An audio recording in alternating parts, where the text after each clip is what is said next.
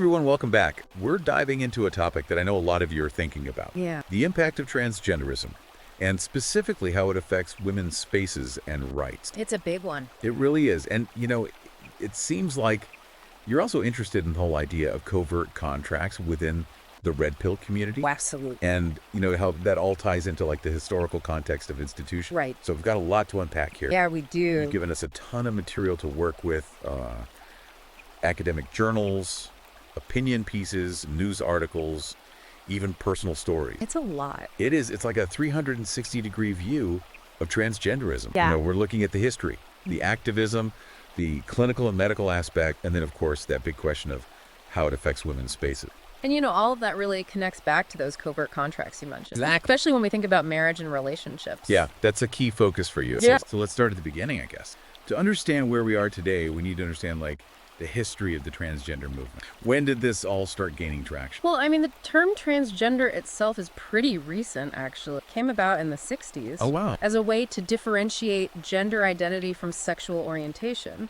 Before that, it was more common to hear terms like transsexual. But the idea that gender identity can be different from biological sex that's been around for centuries. So it's not like a totally new thing, even if it seems like it's everywhere now. No, not at all. There have always been people who haven't fit neatly into those traditional gender boxes. One of the earliest figures who brought this into the public eye was Christine Jorgensen. Oh, yeah, I've heard that name. She was a World War II veteran who had gender reassignment surgery in the 50s. Wow, in the 50s. That's got to be pretty groundbreaking for that. It was. It really sparked a lot of public discussion about gender identity. Yeah, I can imagine. It makes you wonder how much the internet and social media have amplified the transgender movement in recent years. Oh, huge impact. Social media has been a game changer for sure. I can see that. It allows people to connect with others who have similar experiences. Right, to find community. Exactly. They can Right. build communities, share their stories, and really promote transgender activism in a way that wasn't possible before. Makes sense. But isn't there a downside to that too? Doesn't social media also create these echo chambers where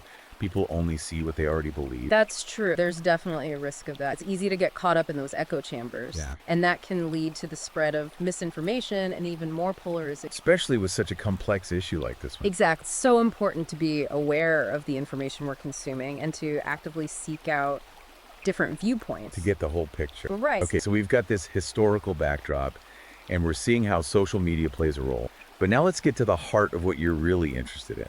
How does transgenderism impact women's spaces and rights? This seems to be where a lot of the tension is. Yeah, definitely. One of the main concerns that keeps coming up in the stuff you sent is this potential erosion of women's rights. They're being pushed aside. In a way. And also the safety of spaces that were specifically designed for women is being questioned. Right, like that story of Maria McLaughlin. Oh, yes. Her case is a powerful example. She was banned from a women's shelter just for saying what she thought about transgenderism. It's a tough situation. Yeah, it really makes you think about whether we're sacrificing the safety and free speech of some women in the name of inclusivity. It really highlights that tension between those two values. How do you create spaces that are inclusive but also safe for everyone? It's a tough question. It is. There are strong arguments on both sides. And this isn't just about shelters, right? It's restrooms, locker rooms, even sports. Right. The case of Rachel McKinnon, the transgender woman who won that world championship cycling event, really brought this debate to the forefront. Yeah, that was huge. It caused a lot of controversy. It did. The whole debate about transgender athletes in women's sports is incredibly heated. You've got people saying that transgender women have a biological advantage and that it's not fair to the other women. Right. And then you have others who say that excluding them is discriminatory and harmful. It's like, no matter what you do, someone's going to be upset. It's a very sensitive issue with so many layers to it. Ethical, scientific, social, you name it. It's clear that this is just the tip of the iceberg. Yeah. We're just scratching the surface here. But it already feels so complicated. It is. And it's not just some abstract debate. It's having a real impact on women in so many different situations. Right. And that brings us to another layer of complexity, the language we use to talk about all of this. I noticed in the material you gave me that terms like fascism and oppression are being thrown around a lot. Yeah, those words are definitely being used in this debate, and they carry a lot of weight. Right. They're emotionally charged words. It's almost like they shut down the conversation instead of opening it up. It can feel that way. Yeah. And then there's this whole push for gender-neutral language. Is that like linguistic policing? Is it going too far? Language is always changing, and it's definitely a battleground in this debate. I can see that. The words we use to talk about gender actually shape how we think about it. It's powerful stuff. It is. So we need to be very aware of the power of language and use it carefully. The intention? Exactly. It's almost like we're trying to completely redefine what it means to be male or female. There's definitely a shift happening in how we view gender. And then you've got the media. It seems like they're pushing a very specific narrative about all of this. The media plays a huge role in shaping public perception, for sure. You start to wonder, are we being manipulated? Is this all by design? Well, some people argue that the way transgender issues are portrayed in TV shows and movies, for example, is an attempt to normalize the movement. Right, to make it more mainstream. Exactly. But others say it's simply a reflection of how society is changing. It's that whole historical context of institutions that you're interested in, right? Right. Like we're seeing this major shift in how society views gender roles and expectations. And it makes you wonder what's driving it. That's the million-dollar question. It's something that deserves a much deeper look. A deep dive. Exactly. Yeah. We need to understand the historical forces that have shaped our ideas about gender and how those forces are being challenged today. Okay, so we've talked about the social and cultural side of things, but you've also included a lot of material about the clinical and medical aspects of transgenderism. Right. There's a whole other side to this. Can you break that down for us? Like from a medical perspective, what is gender dysphoria? So gender dysphoria is basically the distress that a person experiences when their gender identity doesn't align with the sex they were assigned at birth. It's that feeling of being trapped in the wrong body. In a way. And it's recognized in the medical community as a real condition that can cause a lot of psychological... Right. And some of the sources you gave me actually talk about the controversy surrounding medical interventions for transgender people. Yes, especially when it comes to minors. There's a lot of debate about that. Like, what are the main arguments there? Well, a big one is the use of puberty blockers and cross-sex hormones for young people who are experiencing gender dysphoria. Those are pretty powerful interventions. They are. Some argue that they're absolutely necessary to alleviate suffering and allow these individuals to live authentically. To be who they feel they truly are. Right. But others are really concerned about the potential long-term consequences, especially for kids who are still developing both physically and emotionally. It's a tough call to make. It is. And some of the stories about people who have detransitioned are really heartbreaking. It really shows how complex and personal this whole issue is. Absolutely. Yeah. And it highlights the need for informed consent, careful consideration of the risks and benefits, and ongoing support for anyone who's navigating their gender identity. It feels like we're just getting started with this deep dive. We are. There's so much more to unpack, and it's clear that this issue has a huge impact on individuals, families, society as a whole. No doubt about it. And we haven't even touched on the idea of covert contracts and how all of this might be affecting the dynamics between men and women, particularly in marriages. That's a whole other rabbit hole. It is. But it's one we can definitely explore further as we delve deeper into your sources. I'm ready when you are. It's important to remember that these medical interventions aren't some magic bullet. You know? Right. It's not a one-size-fits-all kind of thing. Exactly. Everyone's experience with gender identity is so unique. It's personal. Very personal. And these decisions need to be approached with a lot of sensitivity and care. No doubt. It does raise a lot of ethical questions, though, especially when it comes to young people. Yeah. I mean, they're still figuring everything out. Absolutely. It makes you wonder if there's like this societal pressure to conform to certain gender norms or to even question your gender identity in the first place? That's a really interesting point, and it ties back to what we were talking about earlier with the whole cultural context. Right. Like, are we redefining what it means to be a man or a woman? It's a question a lot of people are grappling with, and there's a big debate about the role of nurture versus nurture. Like, how much is biology and how much is so... Exactly. Okay, so let's shift gears a bit. You mentioned radical feminist resistance earlier. What exactly is that? It's basically a pushback against what some see as the overreach of transgender ideology. Okay, so they're pushing back. Yeah, a lot of these radical feminists have been fighting for women's rights for decades. They've been in the trenches. Exactly. And they're arguing that this transgender ideology is actually erasing the biological reality of sex. Like we're pretending biology doesn't matter anymore. In a way.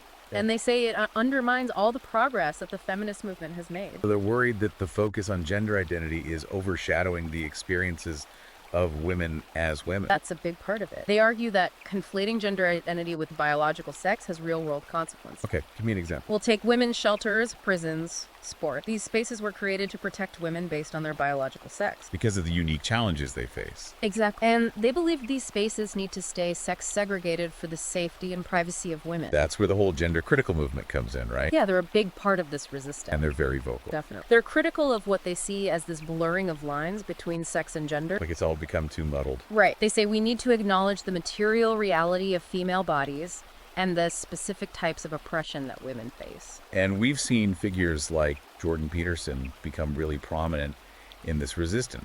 What do you think it is about their message that resonates with so many people particularly men? I think Peterson and others like him appeal to a sense of traditional values. Like a longing for the way things used to be. Maybe there's definitely a yearning for a clearer understanding of gender roles. Like those roles are being challenged or even erased. Right, and their message challenges what they see as the excesses of the transgender movement. And that resonates with people who feel like the world is changing too fast. I think so. They're looking for something solid to hold on to in a world that feels very uncertain. And you mentioned that this ties into the whole concept of covert contracts, especially within the red pill community. Yeah. How does that fit in here? So the red pill community uses the term covert contract to describe the unspoken expectations and power dynamics between men and women in relationships. Okay, like there's this hidden agreement. It's not written down, but it's there. So how does this concept relate to what we're talking about with transgenderism? Well, some in the red pill community see transgender ideology as a threat to that traditional understanding of gender roles. The roles that are part of that covert contract. Right. They worry that it disrupts those established power dynamics within relationships. Leading to confusion, resentment, Yeah. maybe even the breakdown of those relationships. Potentially. It challenges their entire worldview, which often emphasizes traditional masculinity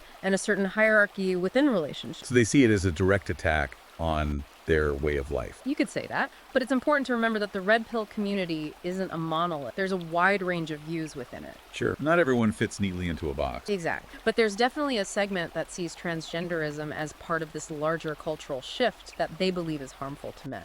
And this goes back to your interest in the historical context of institutions. Right. Absolutely. Oh. We can't understand this debate without understanding how our institutions have evolved over time. The family, the legal system, education, they've all been shaped by different forces. And those institutions shape our understanding of gender roles and expectations. It's all interconnected. Exactly. Wow, we've covered a lot of ground here. The history of the transgender movement, the impact on women's spaces, the role of language and media, the medical aspects, the resistance, and now this whole idea of covert contracts. It's a lot to process. It is, but it's all connected. So what are the key takeaways here? What should our listener be focusing on? I think the first takeaway is that this is a really complex issue with no easy answer. There's no quick fix. No, there are valid concerns and perspectives on all sides, and we need to engage with them thoughtfully and respectfully. It's not black and white. Not at all. There's a lot of nuance here. And the more we dig, the more complex it gets. Exactly. The second takeaway is that critical thinking is absolutely crucial. Especially these days. Right. We're bombarded with information from all sides. Social media news everywhere. Everywhere. So we need to be able to sift through it all, evaluate the sources, and come to our own conclusion. Don't just believe everything you read. Exactly. And the third takeaway, I would say, is empathy. That's huge. It is. This is a deeply personal issue for a lot of people. It affects their lives in a very real way. And we need to approach it with compassion and understanding, even when we disagree. Even when we feel strongly about our own position. Exactly. It's important to remember that we're talking about real people with real lives and real emotions. It's not just an intellectual debate. Right. Ultimately, I think the most important thing is to stay curious. To keep learning. Yes, keep asking questions and be open to learning from different perspectives. It's about finding the truth, even if it's messy and complicated. I agree. Now, you mentioned that our listener is interested in the history of institutions and how they've been shaped by different ideologies. Yeah, they're trying to understand how we got to where we are today. Well, I think the transgender movement is definitely playing a role in reshaping those institutions. It's part of a larger conversation about social change. Exactly. We're seeing a reevaluation of traditional norms and hierarchies, and the transgender movement is one of the driving forces behind that. And for someone who's interested in understanding covert contracts and power dynamics, this is a really relevant conversation to be having. It is. It's about understanding how these larger social forces affect our personal relationships, our understanding of ourselves and our place in the world. It's about connecting the personal and the political. Exactly. And it requires us to think critically, question assumptions, and be willing to challenge our own beliefs. It feels like we've just scratched the surface here, you know. Yeah, there's so much more to explore. But even in this short time, it's become clear that transgenderism, it touches everything. It really does. It's intertwined with politics, culture, relationships, even our sense of self. For someone like our listener, who's really trying to understand those relationships, especially through this lens of covert contracts and red pill philosophy, this is crucial stuff. Absolutely. It's not just some abstract theory. This stuff has real world implications. Right. It's about how these ideas play out in our everyday lives. You know, in our marriages, our interactions with the opposite sex. Exactly. It's about understanding the dynamics, the unspoken rules, the power structures that shape our experiences. So where does someone even begin to unpack all of this? What would you recommend for our listener who wants to dive deeper into these ideas? especially that connection between transgenderism and the red pill worldview? Well, I think the first step is to keep digging into the resources you've already provided. That's stuff we've been talking about. Yeah, there's a gold mine of information there, and it's important to really spend time with it. Think critically about the different perspectives. Not just passively reading, but actually engaging with the material. Exactly. Questioning it and seeing how it fits into your own understanding of the world. And for someone specifically interested in the red pill perspective, there are tons of online forums and communities where those ideas are being discussed. Yeah, tons. But it's important to approach those spaces with a critical eye. Right. Not everyone agrees with every single aspect of the red pill philosophy. Exactly. It's about taking what resonates with you, leaving what doesn't, and forming your own conclusion. It's about using those insights to navigate your own relationships and understand the world around you. That's the key. Take ownership of your knowledge and use it to empower yourself. Now, we've talked about a lot of different concepts here, but there's one book that you recommended that really stood out to me, Hegemony. Can you tell us a bit more about why you think this book is particularly relevant for our listeners? Hegemony really delves into the rise of transgender ideology and its impact on society. It explores the philosophy behind the movement, its connection to feminism, its implications for different social institutions. And from what I've heard, it's not afraid to be critical of the movement, which aligns with the listener's desire for diverse perspectives and critical analysis. Exactly. It challenges some of the dominant narratives around transgenderism and offers a really thought-provoking analysis of the potential consequences. It sounds like a must-read for anyone who wants to really understand the complexities of this issue and how it affects society as a whole. I think so. So for our listener who's trying to put it all together, understand these forces shaping our culture and maybe even rethink those covert contracts in their own life, this book seems like an essential starting point. I agree. It gives you a framework for understanding how all of these ideas, transgenderism, feminism, red pill philosophy, are connected and how they affect us in profound ways. It's about seeing those connections, those patterns, and understanding the deeper currents that are shaping the world. Exactly. And it's about using that knowledge to navigate those currents more effectively, to make informed decisions, and ultimately to create a life that aligns with your values. This has been a truly fascinating deep dive. I know I've learned a ton, and I hope our listener feels the same way. Me too. It's been great. So before we wrap things up, any final words of wisdom for our listener on this journey of discovery? Never stop questioning, never stop learning, and never be afraid to challenge the status quo. The world is full of hidden truths and unspoken agreements. It's up to us to uncover them and create a life that reflects our own authentic understanding of how things really work. Well said. And remember, you can find Trans Hegemony on Amazon Kindle and Google Play Books. Until next time, keep diving deep.